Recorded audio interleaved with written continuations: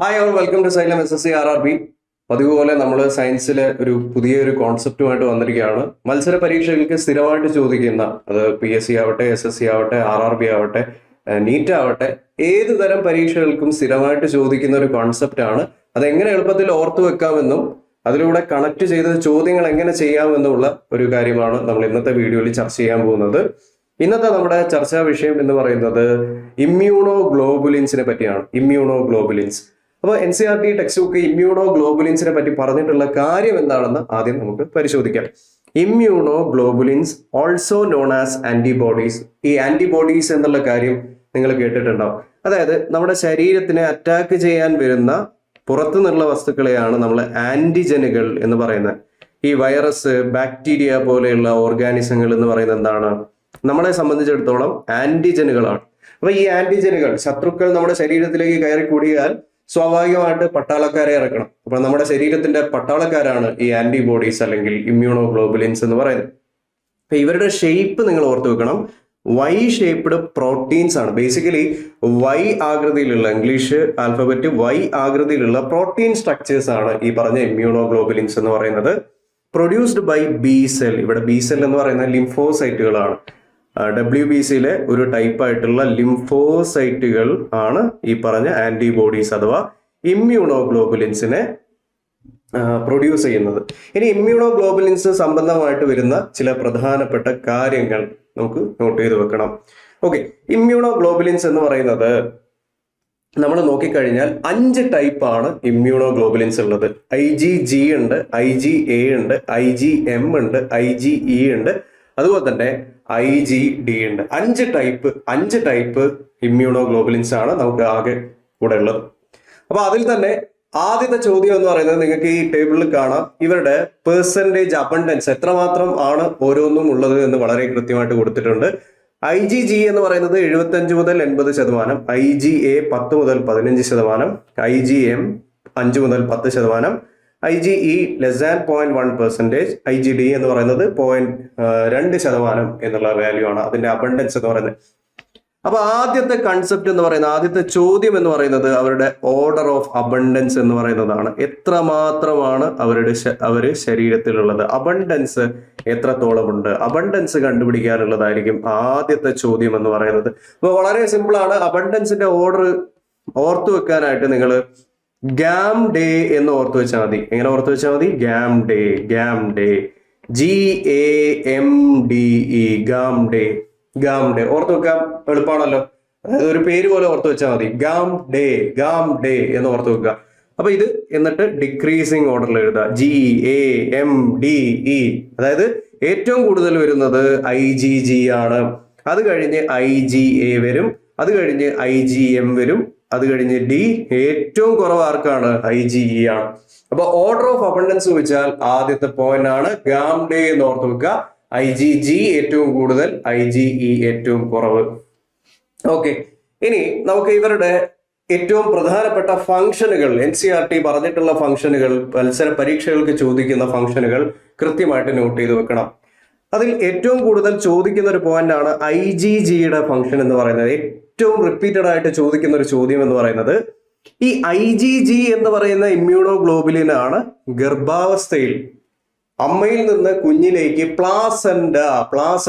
ഈ പ്ലാസന്റ എന്ന് പറയുന്ന ഗർഭാശയത്തിലുള്ള ടിഷ്യൂവിലൂടെയാണ് കുഞ്ഞിലേക്കുള്ള പ്രധാനപ്പെട്ട ന്യൂട്രിയൻസും അതുപോലെ തന്നെ ഓക്സിജനൊക്കെ പോകുന്നത്. അതുപോലെ തന്നെ ഗർഭാശയത്തിലുള്ള കുഞ്ഞിൽ നിന്ന് കുഞ്ഞ് പ്രൊഡ്യൂസ് ചെയ്യുന്ന വേസ്റ്റുകളൊക്കെ നീക്കം ചെയ്യുന്നതും ഈ പ്ലാസന്റ എന്ന് പറയുന്ന ടിഷ്യൂവിലൂടെയാണ്.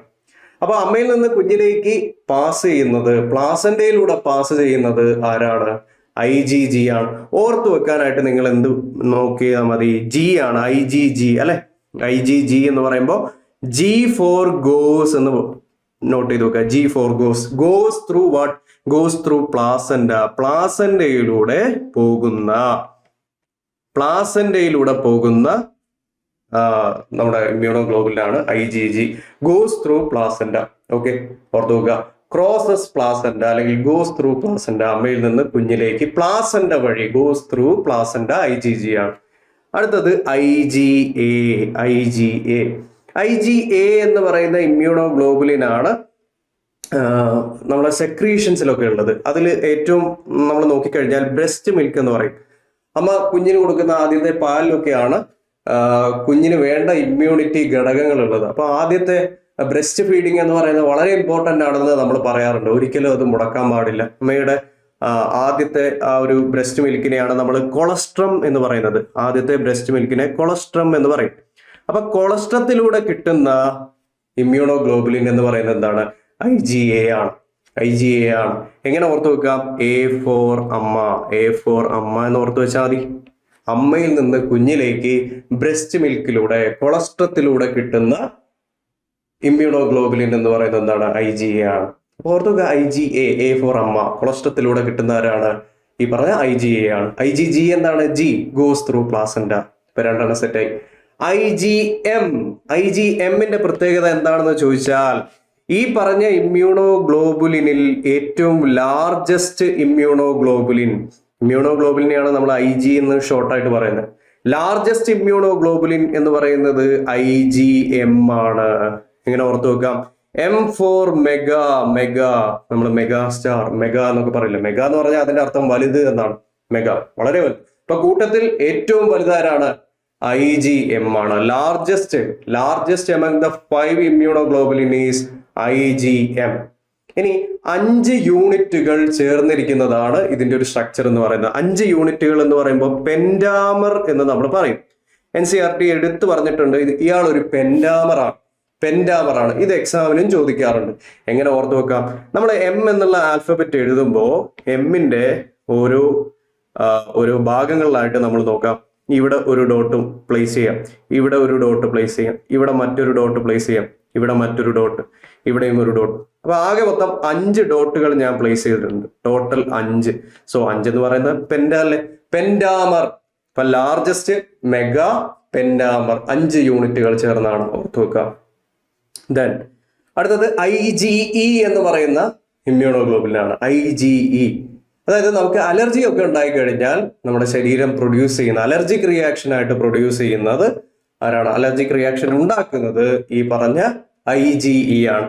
അപ്പൊ അലർജി നമ്മൾ തുമ്മുമ്പോ അച്ചി എന്നൊക്കെ പറയുമല്ലോ.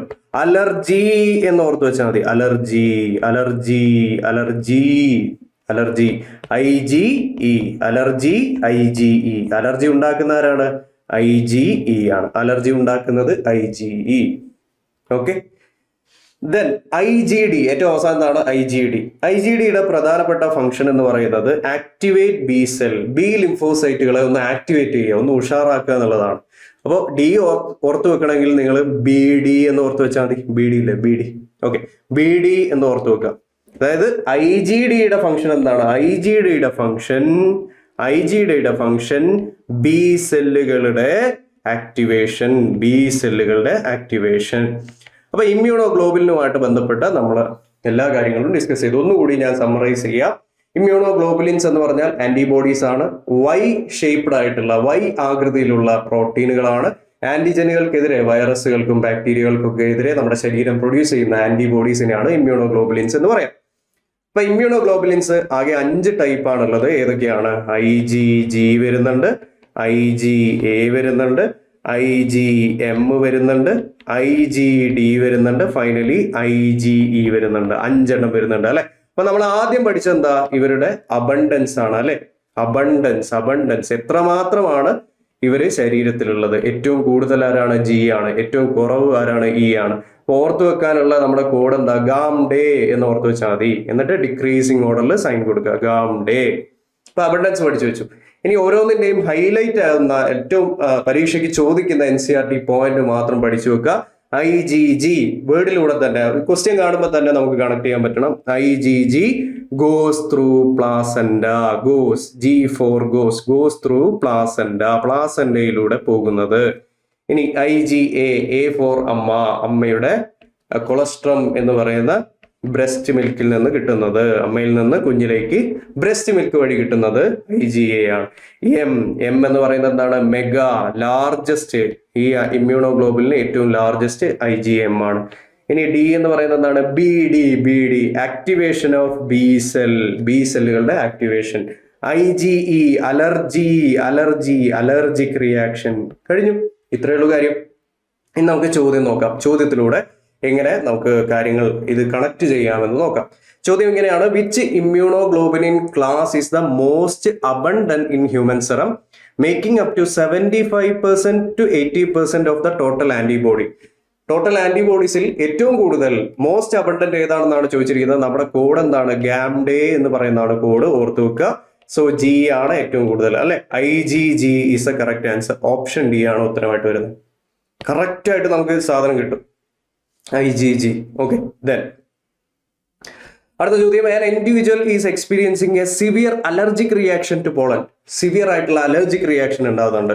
Which immunoglobulin class is mediating this hyper sensitivity? ഈ ഒരു അലർജി ഉണ്ടാക്കാൻ കാരണമായിട്ടുള്ള ഇമ്മ്യൂണോഗ്ലോബുലിൻ. അപ്പൊ അലർജി എന്നതിനെ നിങ്ങൾ എങ്ങനെ പറയണം? അലർജി എന്ന് പറയണം. അലർജി തുമ്മുമ്പോൾ ഉണ്ടാകുന്ന ഒരു സൗണ്ട് പോലെ അലർജി എന്ന് പറയണം. അലർജിയിൽ നിന്ന് നമുക്ക് എന്ത് കിട്ടും? IgE. Option B IgE. Then, which of the following is the only immunoglobulin class capable of crossing the placenta?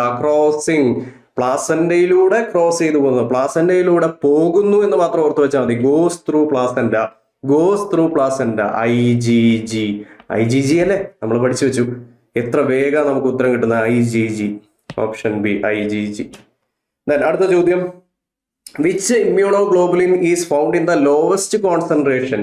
ഏറ്റവും കുറവ്, അബണ്ടൻസിൽ ഏറ്റവും കുറവ്. അപ്പോഴും നമ്മുടെ കോഡ് എന്താണ്? ഗാംഡേ എന്നുള്ള കോഡ്. ഏറ്റവും അവസാനമുള്ളത് IgE ആണ്. അപ്പൊ നമ്മുടെ ആൻസർ IgE. ഒറ്റയടിക്ക് ആൻസർ കിട്ടി, IgE. Then അടുത്ത ചോദ്യം: in terms of structure which immunoglobulin typically exist as pentamer എന്ന് പറയുമ്പോൾ 5 ഡോട്ടുകളായിട്ട് നമ്മൾ കണക്ട് ചെയ്ത് വരച്ചൊരു സ്ട്രക്ചർ ഉണ്ടല്ലോ, 5 ഡോട്ടുകൾ. IgM അല്ലെ, 5 ആന്റിബോഡി യൂണിറ്റുകളായിട്ട് ചേർന്ന പെൻഡാമർ ഏതാണ്? IgM. ഇത് തന്നെയാണ് ലാർജസ്റ്റ് മെഗാ.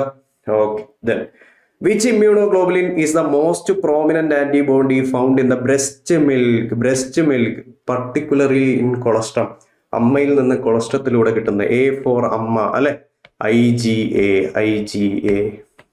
ഓക്കെ, സോ എത്ര കോംപ്ലിക്കേറ്റഡ് ആയിട്ടുള്ള ചോദ്യങ്ങൾ ഇമ്മ്യൂണോഗ്ലോബുലിൻ നിന്ന് വന്നാലും നിങ്ങൾക്ക് ഈസി ആയിട്ട് ഇനി ചെയ്യാൻ പറ്റും. NCERT പറഞ്ഞിട്ടുള്ള എല്ലാ കാര്യങ്ങളും കണക്ട് ചെയ്ത് നമ്മൾ പറഞ്ഞിട്ടുണ്ട്, ചോദ്യങ്ങൾ ഡിസ്കസ് ചെയ്തിട്ടുണ്ട്. സോ ഇതുപോലുള്ള വീഡിയോസും കൺസെപ്റ്റുമായിട്ട് നമുക്ക് വീണ്ടും മറ്റൊരു സെഷനിൽ കാണാം. അതിന് മുന്നോടിയായിട്ട് ഒരൊറ്റ കാര്യം കൂടി പറയട്ടെ. ഇതുപോലുള്ള ട്രിക്സിലൂടെ GKയും കാര്യങ്ങളൊക്കെ പഠിച്ച് മാത്സും ഇംഗ്ലീഷും റീസണിങ്ങും ഒക്കെ പഠിച്ച് കൃത്യമായിട്ട് SSC എക്സാം ഫൗണ്ടേഷൻ തൊട്ട് ഏറ്റവും ബേസിക് ലെവലിൽ തൊട്ട് ഏറ്റവും അഡ്വാൻസ് ലെവലിൽ വേണമെങ്കിൽ സെറ്റാക്കാനായിട്ട് ഒരു കേന്ദ്ര സർക്കാർ ജോലി ആഗ്രഹിക്കുന്നവരാണ് നിങ്ങളെങ്കിൽ SSC ഫൗണ്ടേഷൻ ബാച്ച് സ്റ്റാർട്ട് ചെയ്യുന്നുണ്ട്. 5,999 ആണ്. കോഴ്സ് ഫീ എന്ന് പറയുന്നത് 15 ജൂലൈ മുതലായിരിക്കും ക്ലാസ് സ്റ്റാർട്ട് ചെയ്യുന്നത്. സോ ഒരു ബിഗിനേഴ്സ് അല്ലെങ്കിൽ ഫൈനൽ ഇയർ ഡിഗ്രി സ്റ്റുഡൻസിനൊക്കെ ജോയിൻ ചെയ്യാൻ പറ്റുന്ന ഒരു ആപ്റ്റ് ആയിട്ടുള്ള ബാച്ചാണ്. ജോയിൻ ചെയ്യുക. നമുക്ക് വീണ്ടും മറ്റൊരു വീഡിയോ ആയിട്ട് കണ്ടുമുട്ടാം. So thank you.